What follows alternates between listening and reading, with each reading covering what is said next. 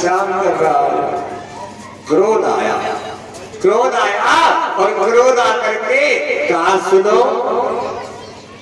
ए भरत क्या मामला, क्योंकि बोलते नहीं थे, सारा में कहा तो बैठ गए।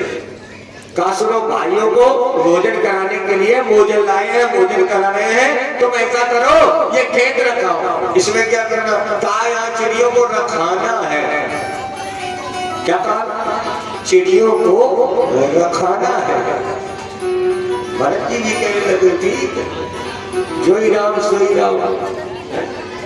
भाभी भैया गए, अब तो क्या हुआ, भरत जी बैठे चारों ओर देखा कि चिड़िया थी, दाना चुनती थी, दाना चुन करके उड़ जाती थी। देखने लगे कि धीरे धीरे कम हो रही है, और भाभी कह गई थी कि रखाना है इनको, हाँ कम ना हो ज्यादा हो जाए तो ठीक है। उन्होंने अपना भजन प्रारंभ किया, कौन सा, कि राम नाम को बीज है, राम नाम को के, राम नाम को बीज है, राम नाम को के, आओ पंछी प्रेम से चलो राम के खेत हो राम, चलो राम के।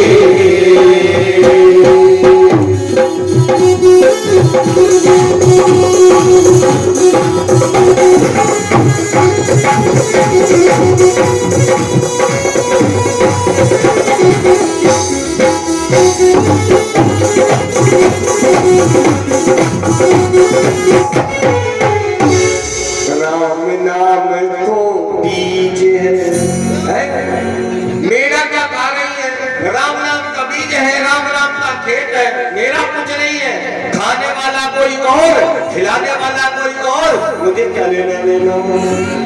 अब रहते हैं मगन है, भाभीियों ने देखा, भाइयों ने देखा, भाभीियों ने आवाज लगा दी, जड़ भरत ये क्या किया। भरत जी ने सारे कहा देखो भाभी ज्यादा मत के ना, गिन लो, एक भी चिड़ैया कम नहीं होगी, ज्यादा भले।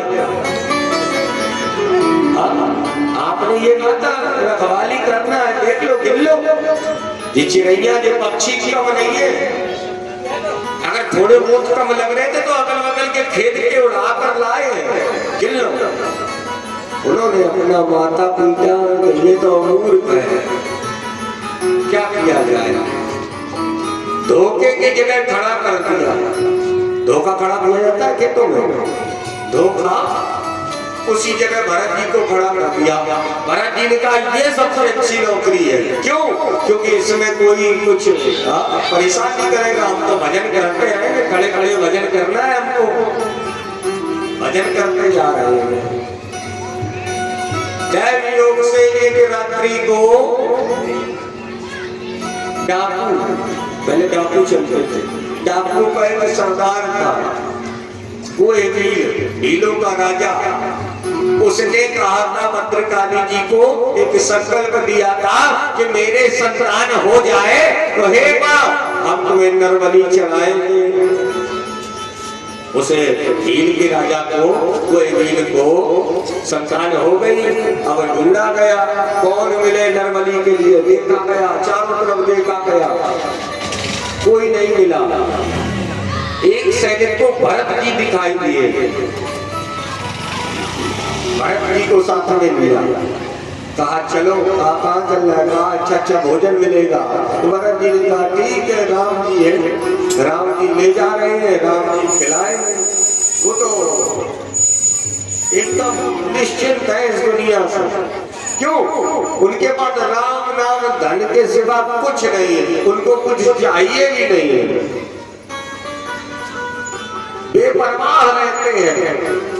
चलिए पहुंचे, अच्छा अच्छा भोजन खिलाया गया तो भगवान को धन्यवाद कर रहे हैं भरत जी, वाह आज बड़ा अच्छा भोजन प्राप्त हुआ। भाभियां तो देती नहीं थी, बासी रोटियां दे देती थी, आज तो आपने वाह असीम कृपा की है मुझ पर, इतना अच्छा भोजन, आभूषण पहनाया गया, आज तो सुंदर सजाया जा रहा है। मैया के सामने बलि की वेदी पर लिटा दिया गया, लेट गए, उनको कोई डर नहीं अरे माँ के सामने तो एक बालक लेट जाता, लेटे बस अपना भजन कर रहे हैं। जैसे ही उस डाकू के उस सरदार ने तलवार ली हाथ में, तलवार ली और लेकर के जैसे ही उठाई और उठा करके जैसे ही उसकी गर्दन काटना चाहिए, जैसे पटकी तो धड़ाम से एक आवाज आई। मूर्ति फाड़कर भद्रकाली साक्षात खड़ी हो गई। जीभ लपलपाते हुए जितने भी डाकू थे सबका रक्त पान कर गए।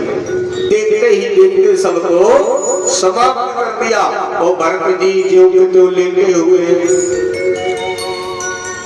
मैया ने आवाज लगाई, भरत पुत्र उठो।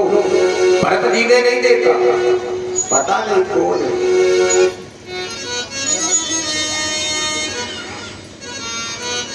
अब तो जैसे ही 2-3 बार आवाज लगाई तो शीश ऊपर किया तो मैया आंखों से आंसू बहने लगे। मैया मेरी खातिर आप आई हो,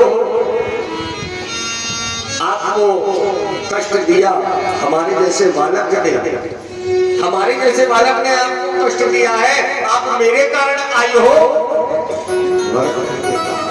मैया ने वात्सल्यता दिखाई, प्रेम दिखाया। क्यों? देखो भगवान उसी से प्रेम करते हैं जिसके हृदय में कुछ हो ना ईर्ष्या हो, न पद हो, न मत्सर हो, न क्रोध हो, न लोभ हो, निर्मल हृदय हो जिसका। और भरत जी कैसे है? निर्मल हृदय। अब तो जब मैया ने देखा तो मैया के चरणों में प्रणाम किया। मैया अंतर ज्ञान हो गई। जब भरत जी वहां से